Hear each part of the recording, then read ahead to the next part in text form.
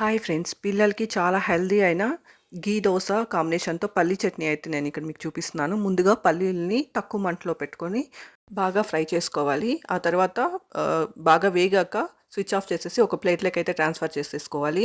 అదే పెనంలో కొంచెం ఆయిల్ వేసుకొని పచ్చిమిర్చిని ఫ్రై చేసుకోవాలి.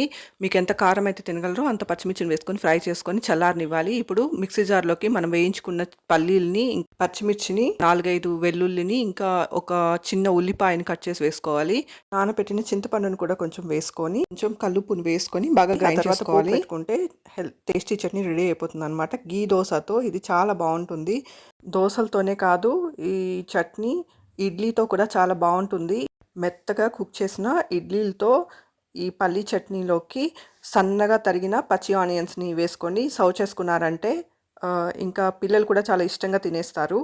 టేస్ట్ కూడా చాలా బావుంటుంది. ఒకసారి ట్రై చేసి చూడండి. ఇంకా ఈ చట్నీనే కాదు, పిల్లలకి ఇక్కడ ఇంకో సింపుల్ రెసిపీని చూపిస్తున్నాను. దీనికోసం గిన్నెలోకి వేడి చేసి చల్లార్చిన ఆయిల్ అయినా తీసుకోండి, లేదంటే నెయ్యి అయినా తీసుకోండి. ఇందులోకి కారం, కొంచెం ఉప్పు, ఇంకా దంచిన గార్లిక్ అంటే వెల్లుల్లిని వేసేసి మిక్స్ చేసేసి ఇచ్చారంటే కూడా చాలా ఇష్టంగా తినేస్తారు. Thank you for watching.